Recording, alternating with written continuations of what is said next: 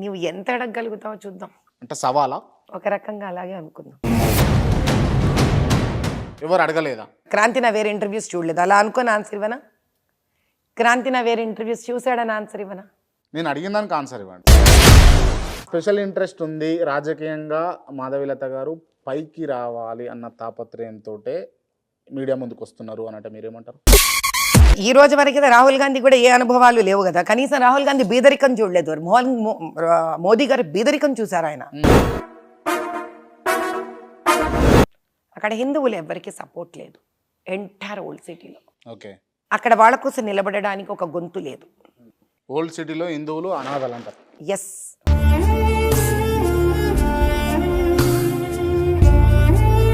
కాబట్టి నేను అక్కడ చూడవలసింది వాడికి 500 రూపాయల కరెంటు బిల్లు కట్టించడం కాదు. ఇది ఎంత పెద్ద స్కామ్, సైకలాజికల్ స్కామ్ ముందు వాడికి అర్థమయ్యేటట్టు చేయాలి. నేను ఆ పని చేస్తా. మీరు బాగుంటేనే కదా 10 మందికి పెట్టేది. నా తర్వాత ఇంకొకళ్ళు తయారవుతారయ్యా. ఎవడని వచ్చే దేవుడి విగ్రహాన్ని తీసి అవతల బారేసారే పట్టుకర నీ చేతులు నరుకుతాం అంటే అది ఒక దట్స్ కైండ్ ఆఫ్ అ జోష్. అలా దేవుడు అన్నిట్లోనూ ఎందుకు జన్మించి చూపించాడంటే, బాబు నాకేం లేదరా నాయనా, మీరు కూడా ఏం పెట్టుకోకుర్రి. ఎగ్జాక్ట్లీ. కానీ బ్రిటిష్ వారు భారతదేశానికి రావడానికి వాళ్లకు ఎవరు సందు చూపించారు? మోడీ గారు దేశ సంపదనంతా దోచుకొని అంబానీ ఆదానీలకు పంచిపెడుతున్నాడు, అంబానీ ఆదానీలకు కాంట్రాక్ట్ రూపంలో ఇస్తున్నాడు అని అంటే ఏమంటారు మీరు? నమస్తే, నేను మీ క్రాంతి. ఇవాళ మనతో ఉన్నటువంటి స్పెషల్ గెస్ట్ కొంపెల్ల మాధవీలత గారు, విరించి హాస్పిటల్స్ చైర్పర్సన్. ముందుగా వెల్కమ్ చేద్దాం. మేడం నమస్తే. నమస్కారం నాయన. ఎట్లా ఉన్నారు మేడం? మంచిగున్నా స్వామి. నేను ఈ ఇంటర్వ్యూ ద్వారా మిమ్మల్ని నేను అడగాలనుకున్న ప్రశ్నలన్నీ అడగొచ్చు అని అంటే ఇంటర్వ్యూ చేస్తా. నువ్వు ఎంత అడగగలుగుతావో చూద్దాం. అంటే సవాలా? ఒక రకంగా అలాగే అనుకుందాం. అంటే ఒక టైం తర్వాత మాధవీలత గారు ఒకలాగా, ఒక టైం తర్వాత మాధవీలత గారు ఒకలాగా ఎందుకు మారాల్సి వచ్చింది? ఎంత డీటెయిల్డ్ ఇన్ఫర్మేషన్ నీ దగ్గర ఉంది కదా, ఏ టైం వరకు ఎలా ఉన్నాను, ఏ టైం తర్వాత ఎలా ఉన్నాను, అది కూడా చెప్పేసి. సరే మేడం, అందరికీ వ్యూవర్స్ కూడా అర్థమయ్యేటట్టుగా చూసుకుంటే, ఒక 2-3 నెలల కింద ఒకలాగా, 2-3 నెలలకు ముందు ఒకలాగా, మీడియాలో ఎక్కడ చూసినా, యూట్యూబ్ స్క్రోల్ చేసినా, ఫేస్బుక్ స్క్రోల్ చేసినా, ఇన్స్టాగ్రామ్ స్క్రోల్ చేసినా కూడా మాధవీలత గారే కనిపిస్తూ ఉన్నారు. ఎందుకు? దాని వెనక అసలు రహస్యం ఏంటిది? 2 నెలల క్రితం నేను ఎందులోనూ లేదు అనేది మీ ఉద్దేశం. అంతగా లేరు అన్నది నా ఉద్దేశం. కరెక్ట్. విచిత్రమైన విషయం ఏంటంటే, 2 నెలల క్రితం ఉన్న వీడియోస్ అన్నిట్లో కూడా ఎలా మా పిల్లలు పైకి వచ్చారు, హోమ్ స్కూలింగ్స్ ఎలా చేశాను, ఏ విధంగా నేను ఆధ్యాత్మిక చింతనతో ఉంటాను, ఇలాంటివన్నీ నాకు తెలిసి 3 ఏళ్లుగా వస్తూనే ఉన్నాయి. కానీ 2 నెలల క్రితం ఏం జరిగింది అని అంటే, 45 రోజుల మహాయజ్ఞం జరిగింది సీతారాంబాగ్లో.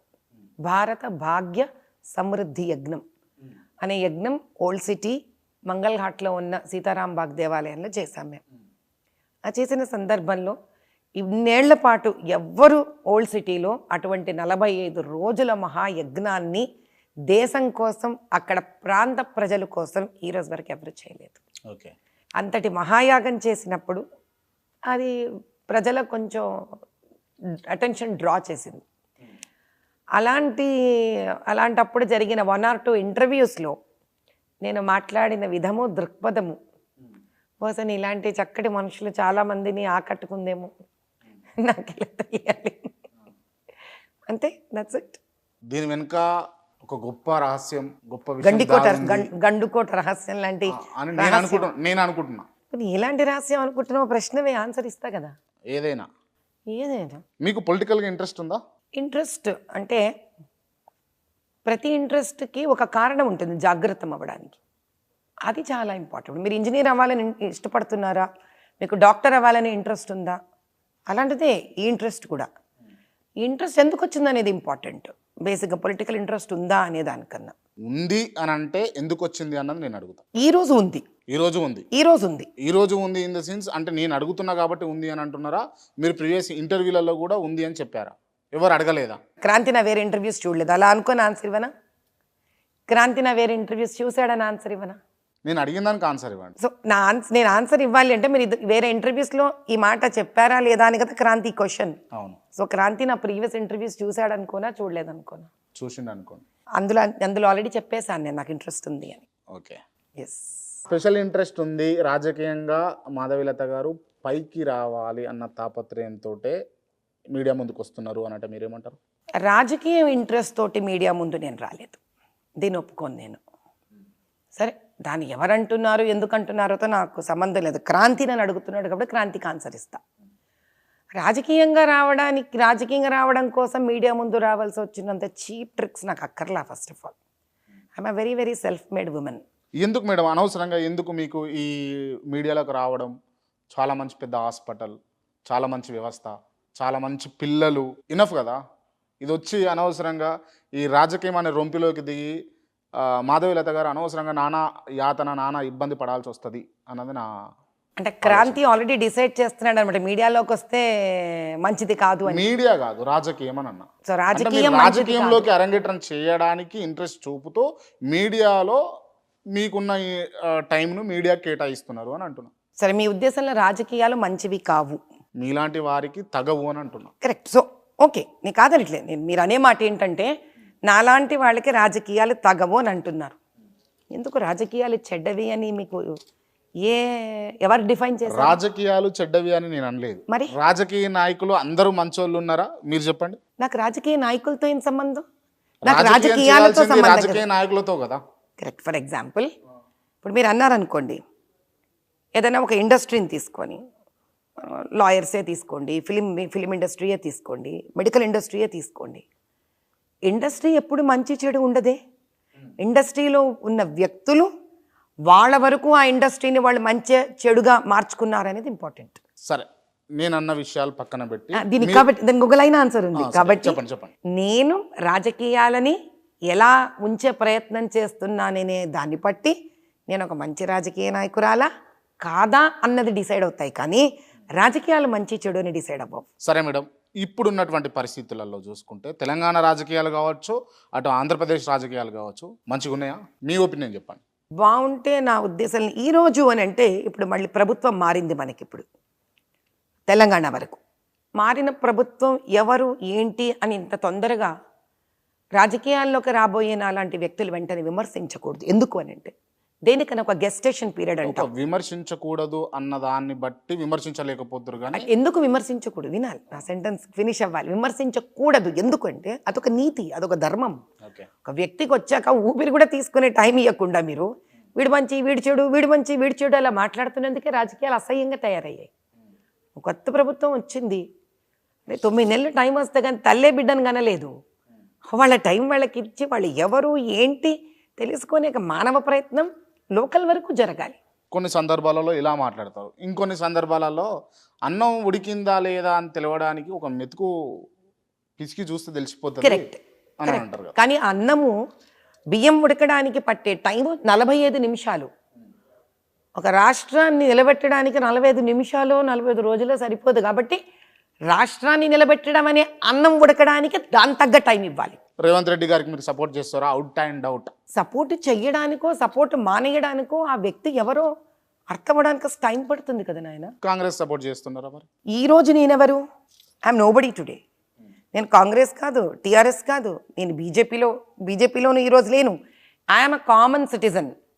ఒక కామన్ సిటిజన్ లాగా నా చీఫ్ మినిస్టర్ని నేను ఎలా చేయాలి? First have to respect my chief minister.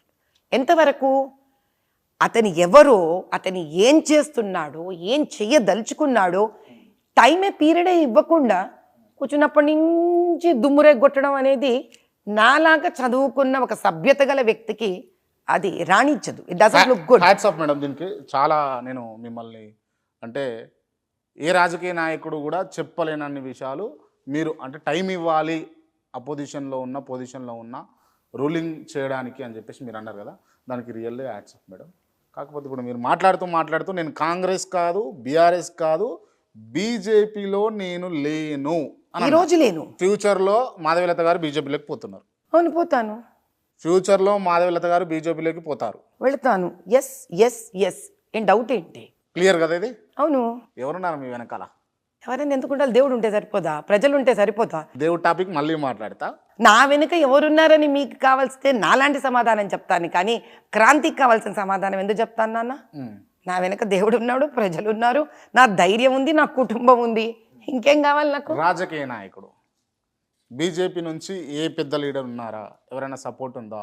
ఎందుకు మీరు పర్టికులర్లీ బీజేపీని ఎందుకు ఎంచుకున్నారు? ఎందుకు ఎంచుకున్నానంటే, ఈరోజు దేశ స్థాయిలో ప్రధానమంత్రి పాత్రను పోషిస్తున్న మోదీ గారి ఆశయాలు, ఆయన జీవన విధానము, ఆయన చేసే పనులు, ఆయన కొన్ని నిస్వార్థ స్థితి ఆలోచన విధానాలు నాలాంటి వ్యక్తికి నా భావాలు వ్యక్తపరచుకోవడానికి, నేను పని చేయడానికి నాకు వీలైన వ్యక్తి ఆయన. ఆయన లీడర్షిప్లో నేను కంఫర్టబుల్గా ఫీల్ అవుతాను. ఓకే, అది నా ఇన్స్పిరేషన్. ఇప్పుడు ఏ పార్టీ చేరాలి అని నన్ను నేను ప్రశ్నిస్తే, ఈరోజు నేను పార్టిసిపేట్ చేయాలనుకున్నది national elections. That's how we can think. National ఎలక్షన్స్లో నా కాంగ్రెస్లో ఎవరు ఉంటారు? రాహుల్ గాంధీ గారు ఉన్నారు. నేనేం కంఫర్టబుల్ కాదు ఆయనతో వర్క్ చేయడానికి. ఎందుకంటే కాంగ్రెస్ ఆశయాలు నాకు వర్కౌట్ అవ్వవు, సిద్ధాంతాలు నాకు వర్కౌట్ అవ్వవు. నెక్స్ట్ ఉన్నది మోదీ గారే. ఆయన సిద్ధాంతాలు, ఆయన ఆశయాలు, ఆయన పనిచేసే విధానము, ఆయన కింద నేను చాలా హ్యాపీగా కంఫర్టబుల్గా నాదైన రీతిలో నాదైన విధానంలో సోకాళ్ళు ఇందాక మీరు అన్న మంచి రాజకీయాలు చెడు రాజకీయాలు అనే సమస్య లేకుండా హ్యాపీగా వర్క్ చేయగలను అనే ఒక కాన్ఫిడెన్స్ ఉంది. కాబట్టి మీకు I chose my leader and my leader belongs to BJP. Right, okay. BJP అంటే ఇష్టమా మీకు? మోదీ గారు అంటే ఇష్టమా? బీజేపీ అనే పార్టీ చాలా హైందవ సిద్ధాంతాల నుంచి ఉత్పన్నమైనది. హైందవ సిద్ధాంతాలు ఏమిటి అనంటే, ఎవరినైనా కూడా వారి అవసరాలను, వాళ్ళ బాధలను అర్థం చేసుకొని ఆత్మీయతతో ముందుకు వెళ్ళి తీసుకోగలిగే సిద్ధాంతాలవి. అటువంటి సిద్ధాంతాలలో నుంచి అపర బ్రహ్మచారిగా సన్యసించిన మనస్తత్వంతో దేశాన్ని ఒక ప్రగతి వైపు తీసుకెళ్లాలనుకున్న గొప్ప వ్యక్తి మోదీ గారు. So they both match my interest. ఏంది అని అంటే సన్యాసిగా అన్నారు మీరు. సన్యాసి మీన్స్ అంటే తనకు తానుగా ఏ కోరికలు తన కోసం పెట్టుకొని వాడు, ఎటువంటి మెటీరియలిస్టిక్ వరల్డ్కి కూడా చలించని వాడు. కానీ దీన్ని ఏమన్నారు అని అంటే, చాలామంది కాంగ్రెస్ నాయకులు కావచ్చు, జర్నలిస్టులు కావచ్చు, మేధావులు కావచ్చు, కుటుంబమే లేని వ్యక్తి, కుటుంబ సమస్యలే తెలియని వ్యక్తి దేశ సమస్యలు ఎడబట్టించుకుంటారు. ఎలా తెలుస్తుంది? ఎట్లా బిహేవ్ చేస్తారు? తల్లి ఏంది, అక్కేంది, అమ్మేంది, నానేంది, కొడుకేంది అని అన్న వ్యక్తి తెలిసే కష్టాలు వేరు, బాధలు వేరు. ఏవి లేని, ఏ సంబంధాలు, ఏ బంధుత్వాలు లేని వ్యక్తి ఎట్లా సర్వైవ్ చేస్తాడు దేశాన్ని అని చెప్పేసి. బా ఏం దొరికినావు క్రాంతి నాకు. రాహుల్ గాంధీ పెళ్లి నువ్వు చూసి వచ్చినావు అయితే? రాహుల్ గాంధీకి పెళ్లికి టైం లేదా మేడం? ఇంకా నువ్వు చెప్పయ్యా. చూసుకో. ఇప్పుడు ఇవన్నీ అంటున్నారు, ఎవరెవరో అన్నావు కదా, అపోజిషన్లో ఉన్నది రాహుల్ గాంధీయే కదా. మరి రాహుల్ గాంధీ పెళ్లి ఎవరు చేశారు? రాహుల్ గాంధీ పెళ్ళి అయిందా చెప్పు నువ్వు. రాహుల్ గాంధీ ఇంకా ప్రధానమంత్రి కాలేదు. ఇప్పుడు అపోజిషన్ లో ఉన్నది ఆ క్యాండిడేటే కదా ప్రధానమంత్రి కాలేదు. ఇప్పుడు మీకు ఇంకో ఆప్షన్ ఏంటబ్బా చెప్పు మాట. ఏమో నేను ప్రధానమంత్రి అయిన తర్వాత పెళ్లి చేసుకుంటా అని రాహుల్ గాంధీ కంకరం కట్టుకున్నాడేమో. సో ఈ రోజు వరకు రాహుల్ గాంధీ కూడా ఏ అనుభవాలు లేవు కదా. కనీసం రాహుల్ గాంధీ బీదరికం చూడలేదు. మోదీ గారు బీదరికం చూసారు. ఆయన కష్టపడ్డ వాళ్ళ కష్టాలు ఏంది అని చెప్పేసి భారత్ జోడో యాత్ర పేరుతోటి ఆయన కన్యాకుమారి నుంచి కాశ్మీర్ దాకా నడుచుకుంటూ పోతూ తల్లి పిల్ల గూడు వసతి అన్నీ చూసుకుంటూ పోయింది. ఎవరు స్వామి? రాహుల్ గాంధీ. రాహుల్ గాంధీ చూసేస్తే ఏంటి, గోల్డెన్ స్పూన్ బాయ్కి చూస్తే అర్థమైపోయి ఉంటే ఇన్నేళ్లలో ఎప్పుడో అర్థమైపోయి ఎప్పుడో ప్రధానమంత్రిలాగా ప్రజలను ఒప్పించుకొని ఉండాలి నాయన. మరిసారి ప్రధానమంత్రి రాహుల్ గాంధీ అని చెప్పేసి దేశమంతటా వినిపిస్తుంది. నీ క్రాంతికి స్పెషల్గా వినిపిస్తుంది, నాకు వినిపించట్లా. మీకు ఒక్కరికి వినిపించకపోతే ఎవరికి వినిపిస్తలేదని అంటారా? క్రాంతికి వినిపిస్తే అందరికి వినిపించినట్టు. క్రాంతికి ఎందుకు వినిపిస్తుంది మేడం? అనిపించింది, వినిపించింది, కనిపించింది చెప్తున్నా. సరే, రాజస్థాన్ ఏమైంది? ఛత్తీస్గఢ్ ఏమైంది? మధ్యప్రదేశ్ ఏమైంది? ఇవన్నీ ఎవరికి వినిపించిందప్ప? ఇవన్నీ ఈవీఎంల ట్యాంపరింగ్ అని అంటే ఏమంటారు? అచ్చా, మీకు ఎలక్ట్రానిక్ ఓటింగ్ దాన్ని మీరు ట్యాంపర్ అంటున్నారు కదా. ఒక్కొక్క బటన్ ప్రెస్ చేయాలంటే అసలు ఎన్ని సెకండ్లు పడుతుంది తెలుసా మీకు? చెప్పండి. ఏమో మేడం, నాకు పెద్ద దాంట్లో నాలెడ్జ్ లేదు, చెప్పండి. It takes 7 seconds. ఈ 7 secondsకి అక్కడ ఒత్తిన తర్వాత ఒక వ్యక్తి ఇక్కడి నుంచి అక్కడికి వెళ్ళడానికి ఇంకొక 52 సెకండ్లు పడుతుంటుంది. దరిదాపులో అట్లీస్ట్ అక్కడ ఒత్తి అది రిలీజ్ అయ్యి ఇటుని ఆ మనిషి వెళ్ళిపోయి ఇంకో మనిషి ఇక్కడ రావడానికి ఇవన్నీ వర్క్ చేయాలంటే మీరు ఎంత ఫాస్ట్గా దడ ముందు పెట్టుకొని గుద్దేసినా కూడా ఒక 4 నుంచి 5 నిమిషాలు కనీసం పడుతుంది. వేసుకోండి, ఇంకా మీరు ఇంటూ వేసుకోండి, ఓటింగ్స్ చూసుకోండి. ఇక్కడ మన ఊరికే స్టూడియోలోనో ఎక్కడో కూర్చొని సరదాగా చెప్పుకున్నంత ఈజీ కాదు నాన్న. అంత అవసరం కూడా ఆయనకు లేదు. మోదీ గారికి ఆయన ఇచ్చిన స్కీమ్స్, ఆయనకున్న డిసిప్లిన్, ఆయన చేసే పని విధానము, ఆయన డిక్లేర్ చేసిన చీఫ్ మినిస్టర్లు ఏంటి ఒక్కొక్కళ్ళు ఎంత నిజంగా ధర్మబద్ధంగా, ఎంతో బీదరికం బ్యాక్గ్రౌండ్తో స్వయం కృషితో పైకొచ్చి వాళ్ళకు కూడా తెలియదు ఆ రోజు వాళ్ళు చీఫ్ మినిస్టర్ అవుతున్నారని. That itself tells who is. మనకేముంది, మనం ఎన్నైనా చర్చించుకోవచ్చు. ఓకే మేడం, బీజేపీలో మీ పొజిషన్ ఏంది? మాధవీలత పొజిషన్ ఈ రోజు నేను ఇంకా బీజేపీ చేరలేదే. పొజిషన్ ఎక్కడి నుంచి వస్తుంది చేరకుండా? హామీలు అయితే ఉంటాయి కదా. ఏం హామీలు ఎందుకు ఇస్తారు ఎవరైనా? ఏదో అత్తసం అల్లుడు దానం చేసినట్టు మళ్ళీ చెప్తావే ఎవరు నాకు హామీలు ఇచ్చేది? మరి మాధవీలత గారు బీజేపీ అని అంటే అవతల ఎంతటి వ్యక్తి ఉన్నా ఎవరైనా ఏం పట్టించుకోకుండా బీజేపీకి సపోర్ట్ చేస్తూ మాట్లాడుతున్నారు కదా. అవును, నాకు ఇష్టం కాబట్టి. ఇప్పుడు నాకు అయోధ్య రాముడు ఇష్టము, మాట్లాడతాను రాముడి గురించి. నాకు మధుర మీనాక్షి అమ్మవారి ఇష్టము, మాట్లాడతాను. I have right to expression, I have right to speech. నా ఫండమెంటల్ రైట్ బాబు. నేను ఎవరు నచ్చితే, ఎవరి సిద్ధాంతాలు నచ్చితే నేను వాళ్ళని సపోర్ట్ చేస్తాను. సిటిజన్గా అది నా రైట్. దాన్ని సవాల్ చేసే వాళ్ళు ఎవరున్నారబ్బా? రాజకీయంగా ఏ అంశాలు లేదు, ఏ కోరిక లేదు అని అనుకున్న పర్సన్స్ అయితేనేమో మాట్లాడుతుంటే వాళ్ళ ఒపీనియన్ చెప్తున్నట్టు, మీరు రాజకీయంగా క్లియర్గా నాకు ఉన్నది, ఇంట్రెస్ట్ ఉన్నది అని చెప్పేసి చెప్తూ మీరు బీజేపీని పొగుడుతున్నారు కదా, బీజేపీని అంటిపెట్టుకుని ఉన్నారు కదా. నాకు 18 ఏళ్ళు వచ్చినప్పుడు నేను మొట్టమొదటి ఓటు వేసింది బీజేపీకే. మరి అప్పుడు దాన్ని ఏమంటావు? మీకు అప్పుడు తెలుసా madam BJP? I don't know what is BJP on that day also. నేను యాకుత్పురా సంతోష్ నగర్ కాలనీ 25 ఏళ్ళు. నేను అప్పుడు మొదటి ఓటు బీజేపీకే వేశాను. సరే, మరి ఇప్పుడు ఆ రోజు ఏంటి? మరి నేను ఓటు వేసే ప్రతి ఓటరు ఒక పార్టీని ఇష్టపడి వేస్తున్నారు కదా. నేనా మీ చిన్నతనం గతంలోకి వెళ్ళి చూడలేను. మీరు ఆ రోజు ఓటు సరే, నన్ను వదిలేసేయండి. ఏ ఓటర్ అయినా బీజేపీకి ఓటు వేసిన ఓటరు మరి బీజేపీని ఇష్టపడే ఓటు వేస్తాడు కదా. వాళ్ళు ఓటు వేస్తున్నారు కదా అని నువ్వు రాజకీయ నాయకుడివి, నువ్వు రాజకీయాల్లో రావాలనుకుంటున్నావు, అందుకు నువ్వు ఓటు వేస్తున్నావు అంటే ఏం చెప్పగలరు? మీలాగా ఓటు వేసినా అని చెప్పేసి ఎవరు చెప్పరు. నేను కూడా మొన్న అసెంబ్లీ ఎన్నికలు అయినాయి, నేను ఏ పార్టీకి ఓటేసినా అన్నది మీరు అడిగినా నేను చెప్పాను. మీరు చెప్పకండి, కానీ నేను చెప్పేది ఏంటంటే మీరు నిర్మోహమాటంగా చెప్తున్నారంటే మీరు పార్టీకి స్టాండ్ తీసుకున్నారు, పార్టీ పరంగా మీరు ఒక పొజిషన్లోకి వెళ్ళాలనుకుంటున్నారు కాబట్టి. పార్టీ పరంగా ఒక పొజిషన్, అది ఈ భాషకు నేను సంబంధించిన వ్యక్తిని కాదు. నేను పార్టీ పరంగా ఒక పొజిషన్కి వెళ్ళాలనుకోవట్లేదు.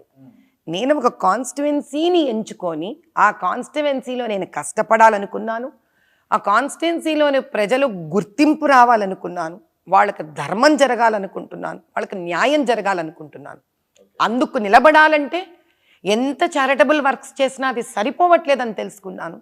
వీళ్ళకి జరగాల్సిన న్యాయం జరగాలంటే పవర్ కావాలి అనేది అక్కడ లోకల్ వాళ్ళే, అమ్మ నువ్వు ఈసారి నిలబడితే బాగుండు, ఈసారి నువ్వు ఉండాలి మా వెనక అని వచ్చిన ఒక కోరికలో నుంచి నాకు ఒక కోరిక వచ్చింది. రైట్ మేడం, అంటే నేను మీ గురించి తెలుసుకున్నా, మీరు చాలా మంచి వాళ్ళు. పేదలు కష్టము కనిపించింది అని అంటే విరించి మాధవి గారు అక్కడ ఉంటారు అని అన్నది నేను విన్నా, నేను కొన్ని చోట్ల కూడా చూసిన.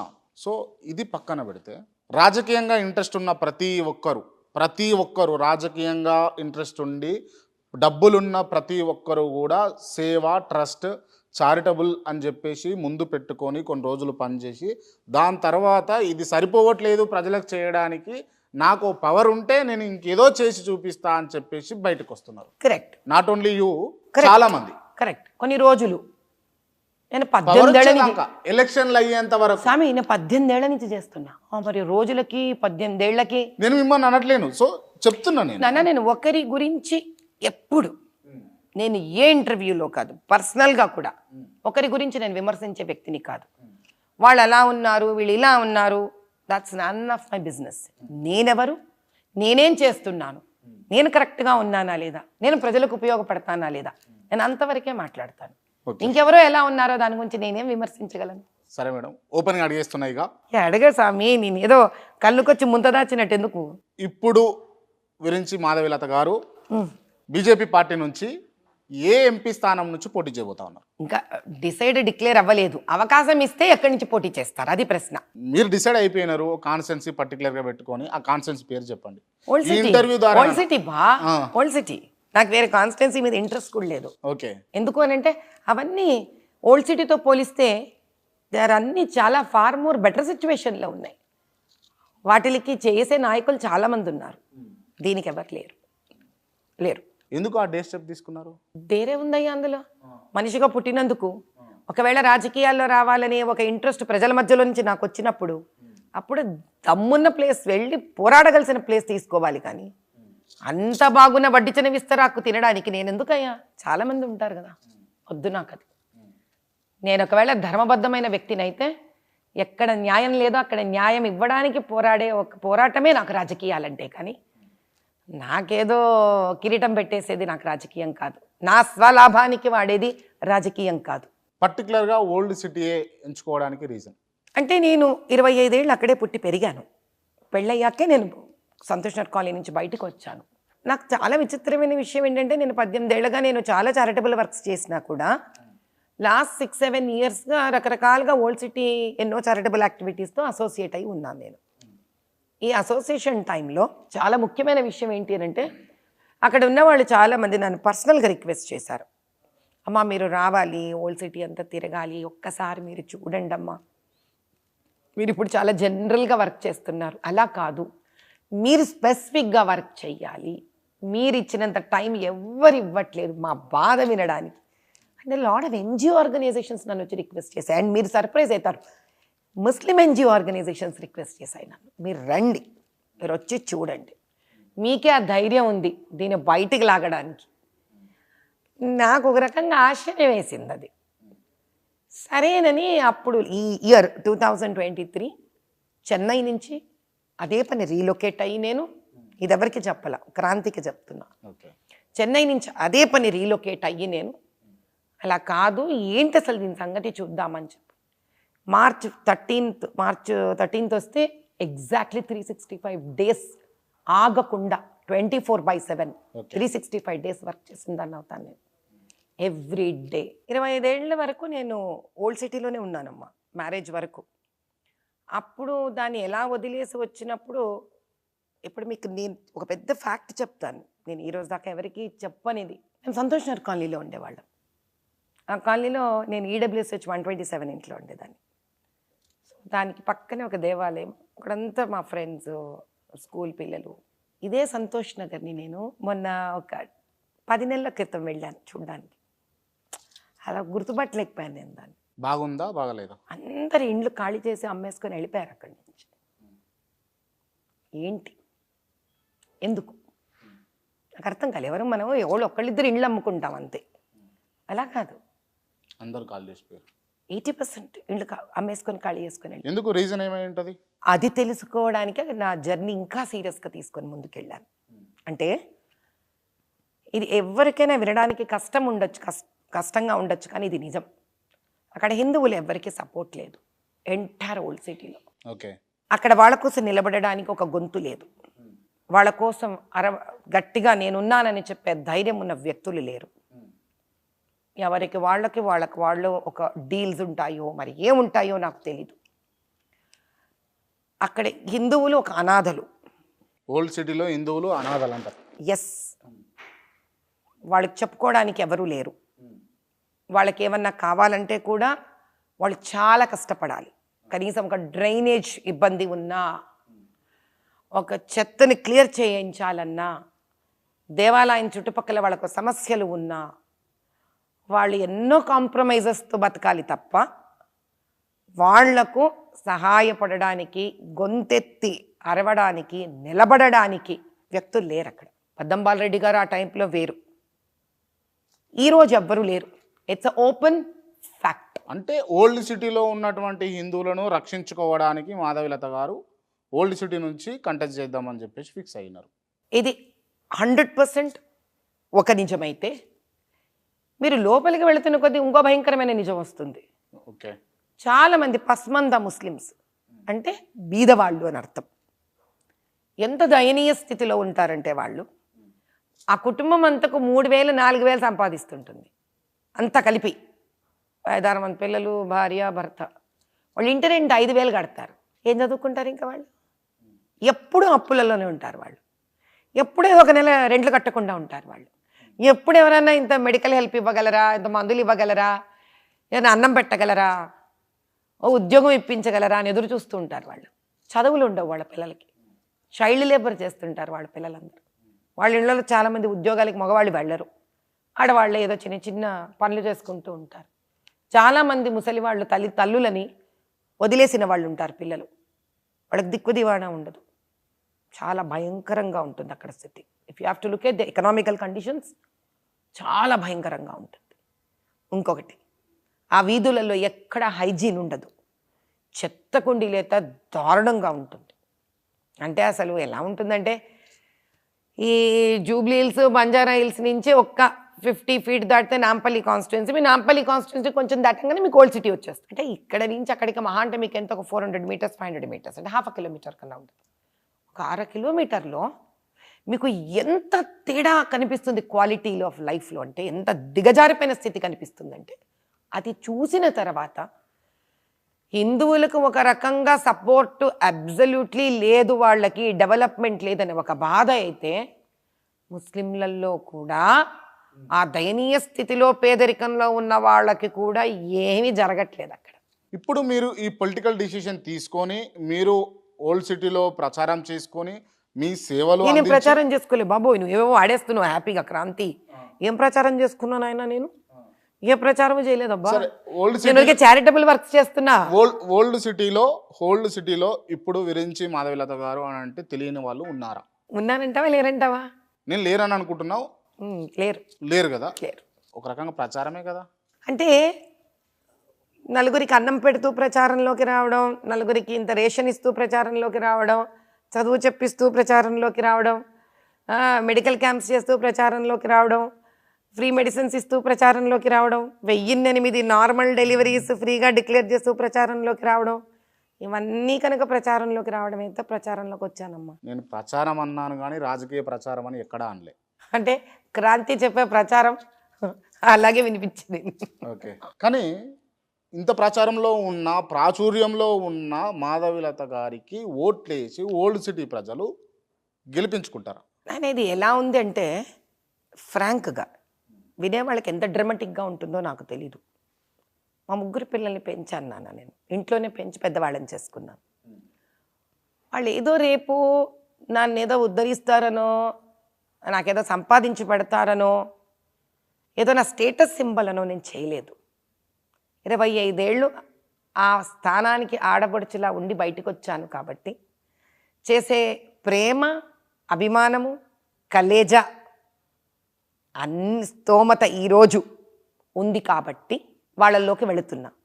ఇప్పుడు నన్ను వాళ్ళు ఎంచుకోవాలా, నన్ను వాళ్ళు ఎంచుకోకూడదా అనేది వాళ్ళ నుంచి కూడా రావాల్సిన ఒక నిర్ణయం కాబట్టి వాళ్ళు నన్ను గెలిపిస్తారని నేను ఈ పని చెయ్యట్లేదు. వాళ్ళు కనుక ముందుకు లేచి వచ్చి గెలిపిస్తే ఇంకా ఎన్నో ఎన్నో ఎన్నో ఇన్నేళ్లుగా జరగనివన్నీ చెయ్యగలను అనే వాగ్దానం మాత్రం నేను ఇవ్వగలను. కానీ వాళ్ళు ఏదో లేవాలి, ఈరోజు ఓట్లు వెయ్యాలి. ఓటు వెయ్యడం అనేది ఒక హక్కు నాన్న. హక్కుని నువ్వు జబర్దస్తిగా లాక్కొనేది కాదు. అడగచ్చు, అమ్మా ఓటు వేయండి అడగచ్చు. కానీ ఆ ఓటు అనేది వాళ్ళ ఎంత పెద్ద హక్కు అంటే, ఒకటి, ఆ హక్కుని మీరు దయచేసి వినియోగిస్తే తప్ప మీ జీవితాలు మారవు అని చెప్పదలుచుకుంటున్నాను. ఆ ఓటు వేసిన నాడు, ఆ హక్కుని మీరు వినియోగించిన నాడు, ఆ హక్కుని దైవపూరితంగా చూసి దానికి ఉండవలసిన గౌరవాన్ని నేను ఉంచుతానని నేను చెప్పగలను. I'm here to educate people. That's I'm a very different politician. But old సిటీలో బాగా బోగస్ ఓట్లు ఉంటాయి అని చెప్పేసి బాగా వినిపించేటటువంటి మాట. ఓకే, అయితే బోగస్ ఓట్లను ఎట్లా అరికడతారు మీరు? అది first state government police department పని. జిహెచ్ఎంసి ఒక్కసారైనా డోర్ టు డోర్ క్యాంపెయిన్ చేసి మేము ఎప్పుడైతే కంప్లైంట్స్ లాడ్జ్ చేస్తామో తీసి పారేయకుండా పూర్వం గవర్నమెంట్ లాగా ఇప్పుడున్న గవర్నమెంట్కి నేను క్రాంతి ఈ ఛానల్ ద్వారా విన్నపించుకునేది ఏంటంటే, బాబు ఈసారన్నా దయచేసి పోలింగ్ బూత్స్ని బయటికి లాగండి. సందులు గొంతులలో ఓట్లేయడానికి కూడా భయపడి ఒక్కొక్క చిన్న చిన్న పోలింగ్ బూతులలో 4-5 సెంటర్లను పెట్టేసి అలా చెయ్యకుండా దయచేసి ఆ లోపలగా రిమోట్ ఏరియాస్లో భయభ్రాంతులు చెందేటటువంటి ఉన్న పోలింగ్ బూత్స్ని మెయిన్ రోడ్స్కి తీసుకొని రండి.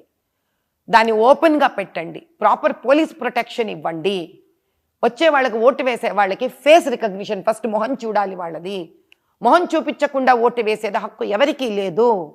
ఇలాంటివి as per rule, constitutional law follow అవ్వండి. ఇప్పుడు వాళ్ళకు బుర్కా ఉంటది కదా, బుర్కా తీసి ఓటు వేయలేరుగా వాళ్ళు. బుర్కా తీయక్కర్లేదు, you have to open your face open అంటే ఇక్కడ వరకు కూడా ఉంటది కదా బుర్కా. బుర్కా అనేది 3 పీసెస్ నాయన. ఒకటి ఒక గౌన్ లాగా వేసుకునేది, ఇంకోటి స్కార్ఫ్ కట్టుకుంటారు, ఇంకోటి ఫేస్ కవర్ చేసుకుంటారు. ఫేస్ మాస్క్ తీయాలంటే ఫేస్ మాస్క్ తీస్తే సరిపోతుంది.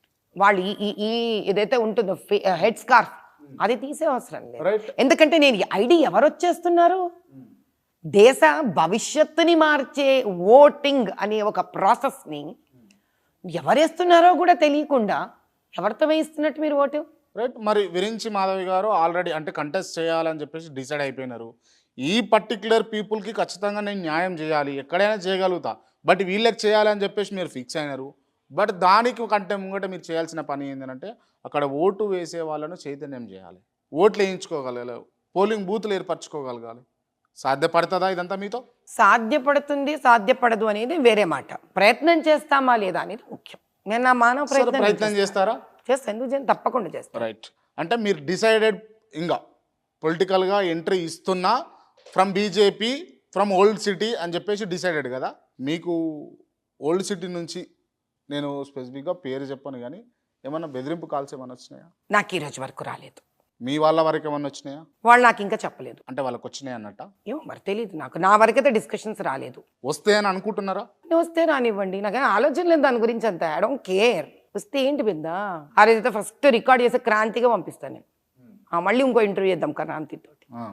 ఐ జస్ట్ డోంట్ కేర్ నానా, these things are too small for me in my life. ఒక్కసారి అంటే మీరు ఇది నేను ఏ విధంగా ఎక్స్ప్రెస్ చేయదలుచుకున్నానంటే, ఒక స్థానానికి స్వాతంత్రం ఇప్పించాలి అని పోరాటానికి దిగిన తర్వాత బరిలోకి ఈ ఫోన్ కాల్స్, ఈ చెత్త, ఈ చెదారం, వీటిలన్నిటికీ టెన్షన్ పడి బెదిరి వెనక వెళ్ళే ప్లేయర్ కాదు నేను. I'm not that. ఓల్డ్ సిటీలో చలాన్లు కట్టారు, ఓల్డ్ సిటీలో కరెంటు బిల్లులు కట్టారు అని అన్నది ఉన్నది. ఎప్పుడన్నా కట్టిపించే ప్రయత్నం చేసిరా మీరు? ఇది ఓల్డ్ సిటీలో కరెంటు బిల్లులు కట్టించడం అన్నది ఆలోచించడం ఒక పద్ధతి, వాళ్ళ అమాయకత్వం ఎలా ఉందో అది ఆలోచించడం ఒక పద్ధతి. వాళ్ళ అమాయకత్వం ఏంటంటే 5,000 రూపాయలు రెంట్ ఉంటుంది ఏమ్మా, 5,000 రూపాయలు రెంట్ కట్టే స్తోమత రావడం వాడికి ఇంపార్టెంట్ కదా. వాడికి అర్థం కావట్లేదు, వాడి జీవితంలో 5,000 రూపాయల రెంట్ కట్టే స్తోమతను వాడి నుంచి తీసేసి ధర్మబద్ధంగా గవర్నమెంట్ కట్టాల్సిన 500 రూపాయలు 600 రూపాయల కరెంటు బిల్లు వేవ్ చేస్తున్నారు ఫ్రీగా. అక్కడ వీడేమనుకుంటున్నాడు, వెరి వెంగళప్ప, అబ్బా నా కరెంటు బిల్లు వేవ్ అయిపోతుంది గవర్నమెంట్ది, పాపం అందుకే రాజకీయ నాయకులు ఎంచుకోబడి నాకు గవర్నమెంట్ తరపున ఫ్రీ చేస్తున్నాడు అనుకుంటున్నాడు. కాదు, 5,000 రూపాయల రెంట్ కట్టే స్తోమత కూడా అదే గవర్నమెంట్ ఎవరైతే రిప్రజెంటేటివ్ ఉన్నాడో, ఓట్లతో నెగ్గిన రిప్రజెంటేటివ్ ఉన్నాడో అతను 5,000 రూపాయల సామర్థ్యం తెప్పించాలి. 5,000 సామర్థ్యం వచ్చినాక 500 కరెంటు బిల్లు కట్టడం నాకు ఎంతసేపు? కాబట్టి నేను అక్కడ చూడవలసింది వాడికి 500 రూపాయల కరెంటు బిల్లు కట్టించడం కాదు, ఇది ఎంత పెద్ద స్కామ్, సైకలాజికల్ స్కామ్ ముందు వాడికి అర్థమయ్యేటట్టు చేయాలి. నేను ఆ పని చేస్తా.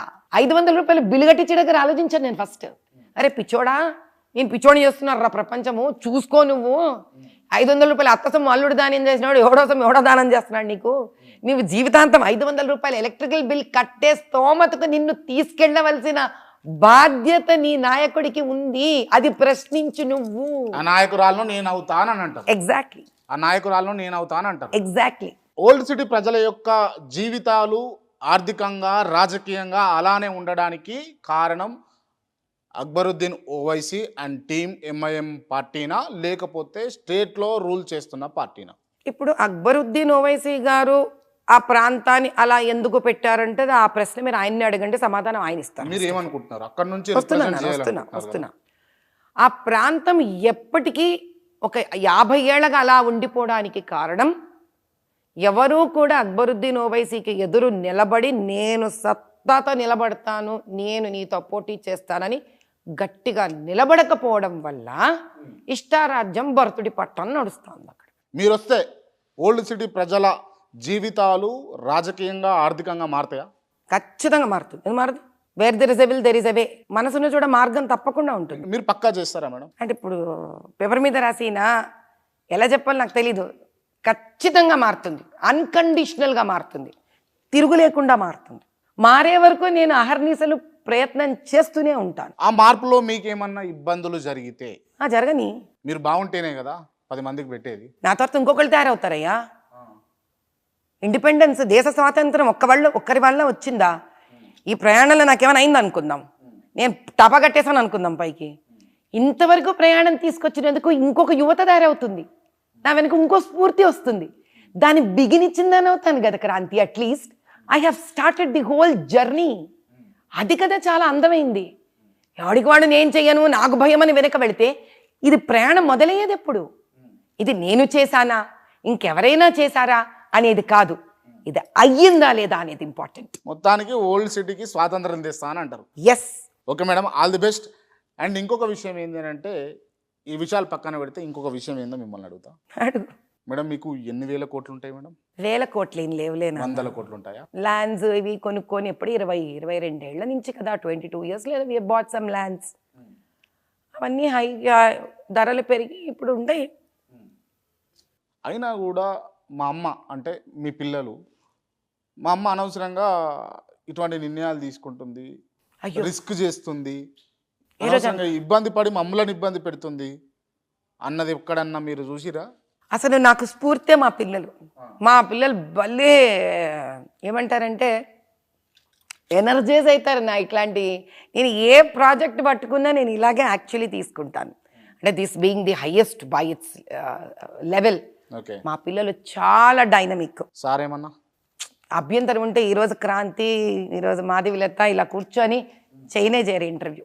మా మామగారు, మా అత్తగారు, మా వారు, మా పిల్లలు, మా ఎంప్లాయీస్, నా చుట్టుపక్కల నాతో పాటు శ్రమ పడుతున్న వాళ్ళందరూ, ఓల్డ్ సిటీలోని హిందువులందరూ, ఐఎమ్ ష్యూర్ ఓల్డ్ సిటీలో హిందువులు మాత్రమే లేరు, ముస్లింలు కూడా ఉన్నారు. కానీ నేను వాళ్ళ పేరు ఈరోజు ఎందుకు తీసుకోవట్లేదంటే, వాళ్ళు కూడా సైకలాజికల్గా మనకు తెలియని చాలా బాధలు, ఇబ్బందులు లోనే ఉన్నారు. కాబట్టి ఈరోజు రాత్రికి వాళ్ళు మారాలని కోరుకోవడం నా ఉద్దేశంలో సబబు కాదు.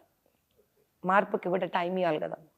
రైట్. మీరు ఓల్డ్ సిటీలో ఉన్నటువంటి ప్రజలకు న్యాయం చేయాలనుకుంటున్నారా, లేకపోతే ఓల్డ్ సిటీలో ఉన్న హిందువులకు మాత్రమే చేయాలనుకుంటున్నారా? అక్కడ ఎవరెవరికి ఏ అన్యాయం జరిగిందో, అన్యాయం జరిగిన ప్రతి ఒక్కళ్ళకి న్యాయం చేయాలనుకుంటున్నాను. ఓకే, ఆ న్యాయం చేయాలనుకున్న దిశలో వెళుతున్న నా ప్రయాణంలో నా హైందవుల అందరూ నాతో నిలబడతారనే విపరీతమైన నమ్మకం ఉంది నాకు. ఓకే మేడం, మీ సంకల్పంలో స్వార్థం లేకపోతే తప్పకుండా నెరవేరాలని నా మనస్ఫూర్తిగా కోరుకుంటున్నా. ఈ విషయాలు పక్కన పెడితే సనాతన ధర్మం, సనాతన ధర్మం అని అంటే 1 wordలో మీరు నిర్వచించండి. సనాతన ధర్మం అనే మీరు చెప్పారు ఇప్పుడు. అంటే అది ఒక ధర్మం, పూర్వధర్మం. ధర్మం అంటే నా మనసుకి కష్టపెట్టేది, నాకు బాధ కలిగించేది ఏది కూడా ఎదుటి మనిషికి అదే బాధ, అదే కష్టం కలగకుండా వెళ్ళే మార్గమే ధర్మం.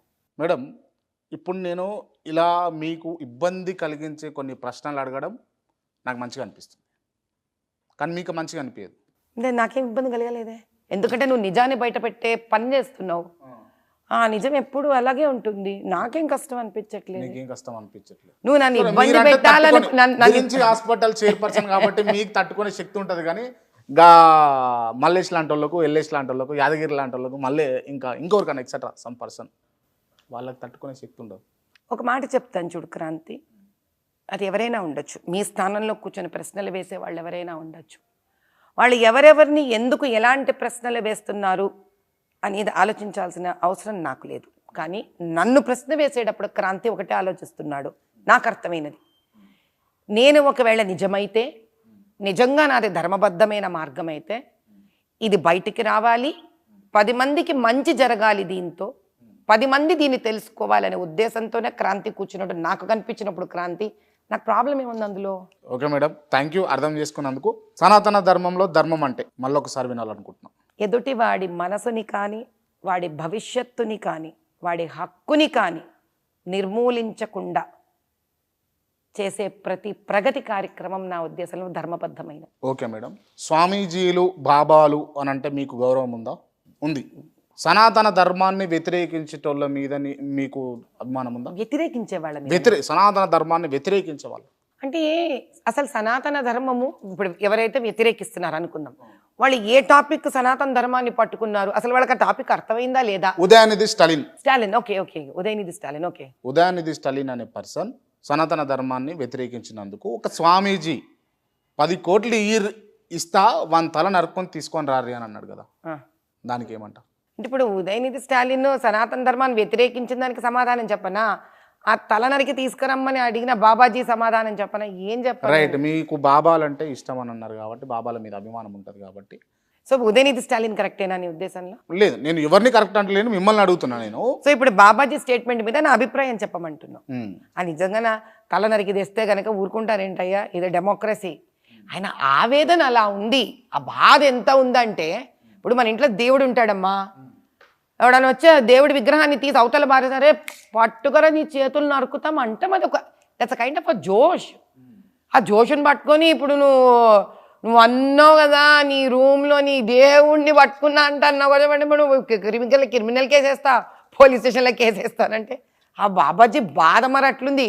మరి ఆ మహానుభావుడు స్టాలిన్ గారి అబ్బాయి వాళ్ళ అమ్మ వాళ్ళ భార్య ఏమో టంగ్ టంగ్ టంగ్ టంగ్ హారతులు ఇచ్చేసుకోవడం, దేవాలయాలంతా వాళ్ళ ఇంట్లో దేవుళ్ళని పెట్టేసుకోవడం, పూజలు పునస్కారాలు అన్ని ధర్మాలు పెట్టడం, మొగుడు దాని తర్వాత కొడుకేమో బయటకు వచ్చి సనాతన ధర్మం అంటే ఇది, సనాతన ధర్మం అంటే అది నోటికి వచ్చినట్టు వాళ్ళు మాట్లాడినప్పుడు జీవితాంతం అంతా సన్యసించేసి ధర్మం కోసం పాటుపడే వాళ్ళకి కడుపులోంచి ఆ బాధ రాదా నాన్న, ఉక్రోషం రాదా?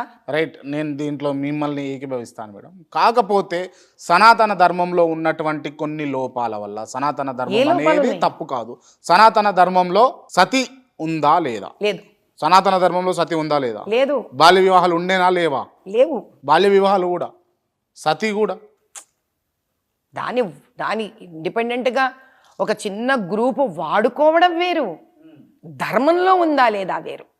ధర్మంలో ఉంటే మీకు పురాణాలలో కనిపించాలి కదా మేడం. అంటే మిమ్మల్ని అడగొచ్చో అడగరాదో తెలియదు, బట్ మీ ద్వారా అయితే చాలా మందికి అర్థమవుతుంది కాబట్టి నేను అడుగుతున్నా. ఇప్పుడు బ్రాహ్మణులు పెళ్ళైన తర్వాత 3 రాత్రులు వీళ్ళు గడిపిన తర్వాత నుంచి వాళ్ళు వెళ్ళాలి, భర్త దగ్గరికి వెళ్ళాలి అని అన్న నియమం సనాతన ధర్మంలో ఉన్నది, వాళ్ళు రాసుకున్నారు. 3 రాత్రులు ఎక్కడ గడపాలి? బ్రాహ్మణుల దగ్గర. అబ్బే ఇది నేను మొదటిసారి అంటున్నా బాబు, నాకు తెలియదు. సనాతన ధర్మం గురించి నేను మాట్లాడలేను స్వామి. నిజమా? నాకు నిజంగా తెలియదు. ఇది ఎవరు బ్రాహ్మణులతో గడపాలి? పెళ్లి చేసుకున్న అమ్మాయి. నో రబేష్, నేను వినలేదబ్బా. అది ఉంటే చొప్పించుకొని కొడదాం, అసలు అందరం కలిసి కొడదాం పోయి. ఎవడంటున్నాడు ఈ మాట? ఒకప్పుడు ఎప్పుడు నో అస్సలే. ఎవడన్నా అన్నాడు అనుకోండి, ఆయన శుభ్రంగా తీసుకెళ్ళి ఇమ్మీడియట్గా క్రిమినల్ కేసు కింద వాడిని బుక్ చేసి బొక్కలో కూర్చోబెట్టండి. సనాతన ధర్మాన్ని అడ్డం పెట్టుకొని కొంతమంది ఇది సనాతన ధర్మంలో ఉంది, ఇది సనాతన ధర్మంలో ఉంది అనడం వల్ల సనాతన ధర్మానికే చేటు అయింది. నేను ఒప్పుకుంటాను. సతీయే ఎగ్జాంపుల్, సతీయే పెద్ద ఎగ్జాంపుల్, దానికి ఎంతో కూడా కాదు. అసలు పూర్వం సతీ మీకు ఎలా వచ్చింది? ఈ మొఘలులు వీళ్ళందరూ మీకు దండయాత్ర చేయడం వల్ల. ఇప్పుడు మనకు పద్మావతి మూవీ ఉందా, మీరు చూసారా సినిమా?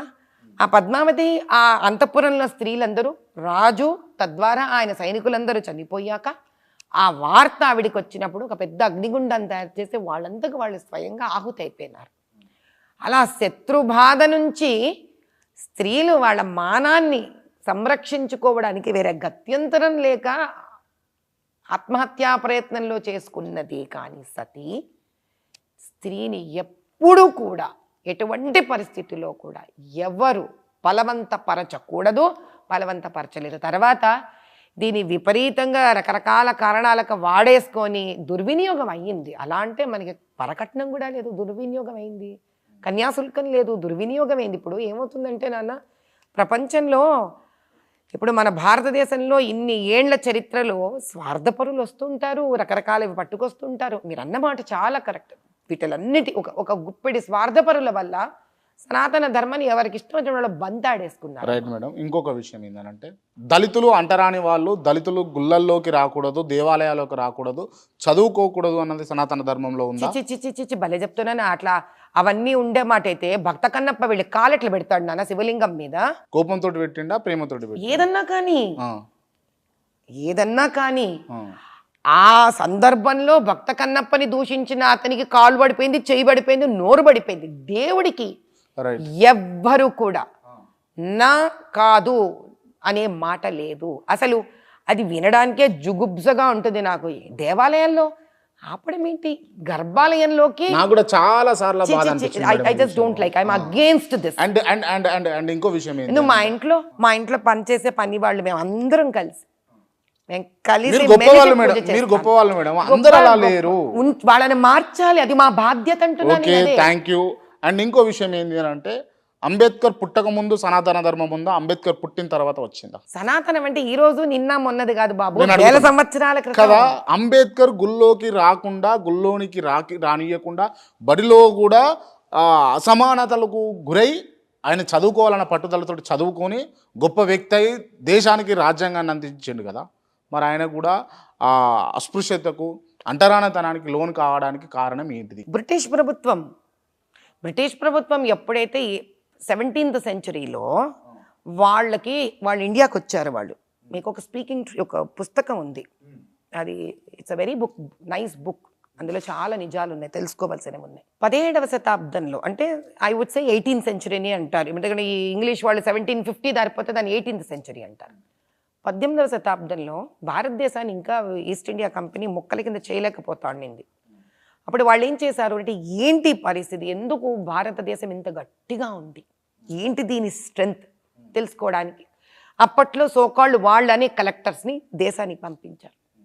అందరూ ఆశ్చర్యపోవాల్సిన విషయం ఏమిటంటే, వేద పాఠశాలలు కాకుండా ఎన్నో పాఠశాలలు, ఎన్నో విశ్వవిద్యాలయాలు ఇక్కడ స్థాపించబడ్డాయి. నలంద, దాని తర్వాత ఇంకోటి మన బీహార్ దగ్గర ఒకటి, ఇటు ప్రెసిడెన్సీ దగ్గర మద్రాస్ ప్రెసిడెన్సీ దగ్గర ఒకటి, పంజాబ్ దగ్గర ఒకటి, ఇవి యూనివర్సిటీస్ ఉన్నాయి.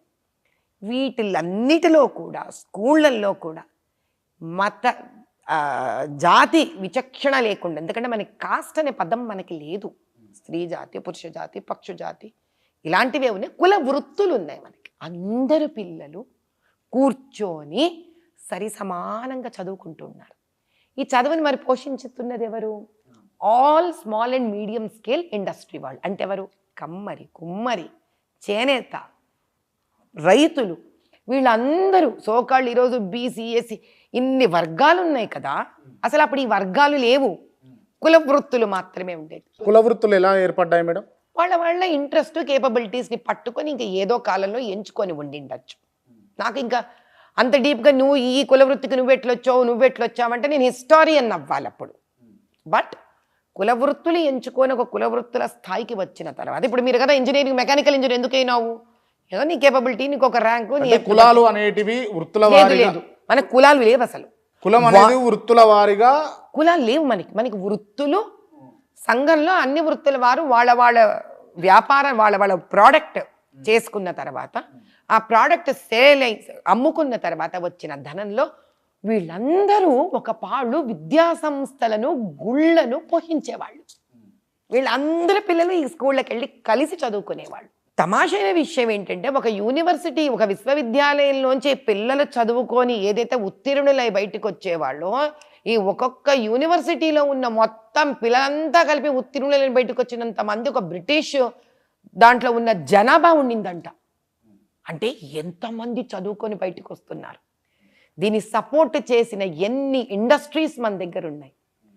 ఇది వీళ్ళు ఎడ్యుకేషన్, వీళ్ళు రిలీజియన్, అంటే టెంపుల్స్, అప్పుడు మనకి గుళ్ళే కదమ్మా. ఇది కాకుండా వాళ్ళు ఆయా రాజ సంస్థానంలో కూడా they used to be cash providers. ఇలాంటి దాన్ని బద్దలగొట్టి విరగ్గొట్టాలి అని అంటే, వీళ్ళ వెన్నుపూసని విరగ్గొట్టాలంటే ఈ అద్భుతంగా చేసుకుంటున్న కుల వృత్తులను మనము విరగ్గొట్టాలి అని, ఇదొక చాలా పెద్ద బ్రిటిషర్స్, ఈస్ట్ ఇండియా కంపెనీ తయారు చేసిన పెద్ద స్కామ్. ఇంగ్లీష్ ఎడ్యుకేషన్ మొదలుపెట్టి, ఇక్కడ క్రిస్టియానిటీని మొదలుపెట్టి, ఇక్కడ పెద్ద పెద్ద స్కూళ్ళు చేయాలని మొదలుపెట్టి, అందులో విచక్షణ చూపిస్తూ కాస్త డబ్బులు బాగున్న వాడికి హంగామాలు చూపించేసరికి మన వాళ్ళు పాపం ప్రపంచంలో ఎప్పుడు దేశం దాటి బయటికి వెళ్ళలేదు కదా. అలా వాళ్ళు కొంచెం దానికి బలి అయ్యారు, మోసపోయారు. ఆ తర్వాత ఇక్కడి నుంచే సామాన్లు తయారై రిటర్న్ వచ్చి ఇక్కడే అమ్మబడ్డం. కాస్ట్ అనేది అసలు మన పదం కాదు, దాన్ని ఇక్కడ వీలైన దగ్గర పదంతో కలుపుకొని తీసుకొని అప్పుడు అయిన నామకరణం తప్ప మనకి ఇది వరకు కులాలు లేవు. మహావిష్ణువు యాదవులలో పుట్టాడు, ఆయన వెంకటేశ్వర స్వామి కింద మళ్ళీ కింద వచ్చి ఏ దాని లేకుండా జన్మించాడు ఆయన. రకరకాల కులాలలో ఇప్పుడు కులం అనే మాట వాడవలసి వస్తుంది కూడా, అది తప్ప వేరే అర్థం కాదు. అవును. అలా దేవుడు అన్నిట్లోనూ ఎందుకు జన్మించి చూపించాడంటే, బాబు నాకేం లేదరా నాయనా. మీరు కూడా ఏం పెట్టుకోకుర్రి. ఎగ్జాక్ట్లీ. ఇక్కడికి వచ్చిన నేను ఓ నలుగురితో కెమెరా సెటప్తో ఇక్కడికి వచ్చిన కదా. ఇక్కడికి రావడానికి నాకు మీకు సంబంధించినటువంటి ఒక పర్సన్ ఇన్ఫర్మేషన్ ఇవ్వడము, లొకేషన్ పెట్టడము, టైం చెప్పడము, మీ టైం తీసుకోవడము, ఇదంతా కమ్యూనికేట్ అయిన తర్వాత నేను ఇక్కడికి రాగలిగిన. కరెక్ట్. ఇది ఏది జరగకుండా నేను రాలేకపోతుండే. కానీ బ్రిటిష్ వారు భారతదేశానికి రావడానికి వాళ్లకు ఎవరు సందు చూపించారు. ఇది ఫస్ట్ ఎలా జరిగింది అని అంటే, మీకు యూరప్ దేశంలోనే కొన్ని దేశాల నుంచి ఉన్న వాళ్ళని వాళ్ళు ట్యాక్స్లు కట్టుకుంటూ ఇబ్బంది పడుతున్నారు బ్రిటిష్ సామ్రాజ్యానికి. ఇప్పుడు యూరోప్లో వాళ్ళందరూ కొంతమంది కలిసి, బాబు ఒక షిప్పు కాస్త డబ్బు మాకు ఇవ్వండి, మేము ప్రపంచం అంతా తిరిగి వస్తూ ఉంటాము, ఆ ప్రపంచంలో తిరిగిన దగ్గర నుంచి ఏవేవి సంపాదించుకుంటాము అందులో ఒక పాళ్ళు మేము బ్రిటిష్ మహారాణికి మీకు ఇచ్చేసుకుంటాము అని చెప్పారు. అలా వెళుతూ వెళుతూ వెళుతూ వెళుతూ వాళ్ళు ముందు అమెరికాకి వెళ్ళి వాళ్ళనే మన ఇండియన్స్ అనుకున్నారు. అదే వాళ్ళ రెడ్ ఇండియన్స్. ఆ తర్వాత నుంచి అలా ఎందుకని అంటే, ఇండియా ఒక అద్భుతమైన దేశం అని, it is called golden bird, ఇక్కడ స్త్రీలు చాలా అందంగా ఉంటారని, ఇలా అరబ్ దేశం నుంచి ఇట్లా జరుగుతుండేది కదా మనకి business. India through Arab cut చేస్తే బ్రిటిష్ వరకు వెళ్ళింది information, it went all the way till there. So అక్కడ వాళ్ళు ఇండియాని ఏమిటి దేశం, ఇంత డబ్బు ఎందుకుంది ఈ దేశంలో, ఏంటి దేశం గొప్పదనం అని తెలుసుకునే జిజ్ఞాసతో తిరిగి తిరిగి తిరిగి తిరిగి వస్తేనే అక్కడి నుంచి కింద నుంచి కేరళ నుంచి టచ్ అయి పైకి వచ్చారు. అందుకే మీ క్రిస్టియానిటీ ఫస్ట్ కేరళ నుంచి వచ్చింది. అక్కడ స్పైసెస్ చూసి వాళ్ళు ఆశ్చర్యపోయారు కదా. లేకపోతే మన దగ్గర ఉండే ఏవైతే మసాలాలు ఉన్నాయో అది ప్రపంచంలో ఎక్కడుంది, ఇక్కడి నుంచే కదా మా బయటికి వెళ్ళింది. అలా అక్కడి నుంచి ఈ దేశం ఒక గొప్పతనము, ఈ దేశం ఒక చరిత్ర, ఈ దేశంకున్న సంపదలు, ఈ దేశంలో ఉన్న స్త్రీ, ఇవన్నీ become attraction for them to enter in to it. ఒకసారి లోపలికి వచ్చాక వాళ్ళ డర్టీ పాలిటిక్స్, మీ పాలిటిక్స్ ప్లే చేయడం మొదలుపెట్టారు. ఇక అంతే, ఇంకా ఏం చేస్తాం, ఇంకా ఒక్కసారి బుద్ధి భ్రష్టత్వం పట్టాక, స్వార్థానికి లోనయ్యాక, అది ఒక ఓల్డ్ సిటీ అయితే ఏంటి, పూర్తి దేశం అయితే ఏంటి, ఒకసారి ఆ మార్గం తీసుకోకూడదు.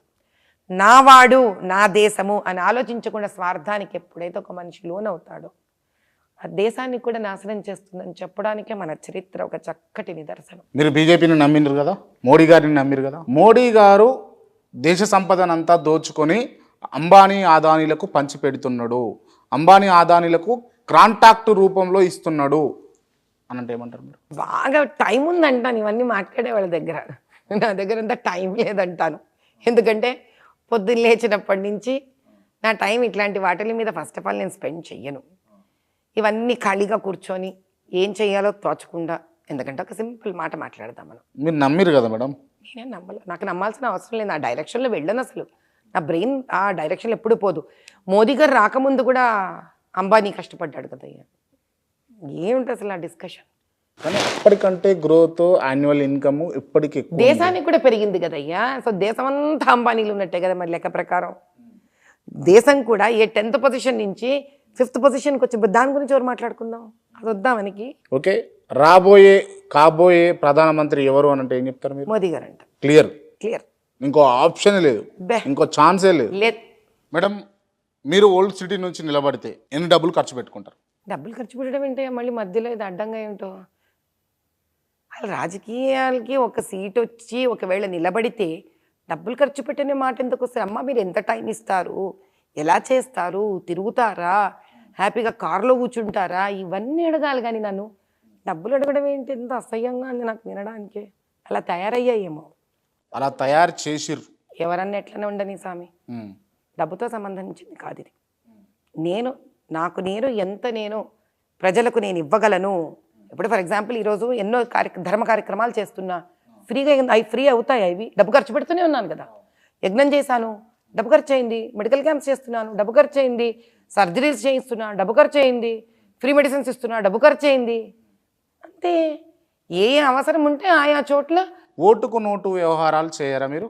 ఓటుకు నోటు చేసేదాన్ని అయితే ఇంత కష్టపడ్డాం ఎందుకయ్యా బాబు, నాది ఆ పద్ధతే కాదు, నా రూటే వేరు. Right madam, thank you so much. Thank you.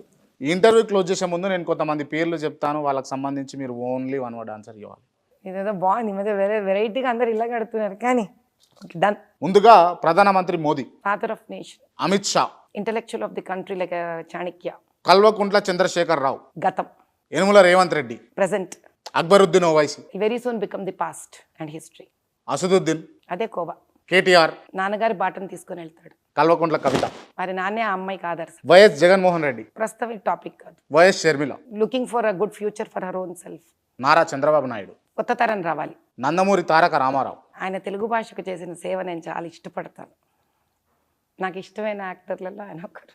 Nandamuri Taraka Ramarao junior. పాపం ఆయనను హ్యాపీగా సినిమాలలో ఉండనిద్దాం. సీతక్క, ఆవిడకి గుళ్ళు చూసుకునే టైం ఇద్దాం. ఎండోమెన్స్. కోమటిరెడ్డి వెంకటరెడ్డి, చాలా కష్టపడ్డారు ఈసారి. సనాతన ధర్మం, అది బ్రతుకున్నంత వరకు దేశానికి భవిష్యత్తుకి తిరుగులేదు. రాజ్యాంగం, దాన్ని గౌరవించాల్సిన బాధ్యత ప్రతి పౌరుడికి ఉంది. అయోధ్య రామ మందిరం. అది వచ్చినందుకు ఎంత సంతోషంగా ఉందంటే ఈ రోజుకైనా రామరాజ్యం స్థాపితం అవుతుందనే సంపూర్ణ నమ్మకం ఉంది. మాధవిలత, ఓల్డ్ సిటీ భవిష్యత్తు. క్రాంతి. నాలోని నిజాలు బయటికి తీసే నిజమైన Kranti. Thank you madam, thank you so much. Thank you.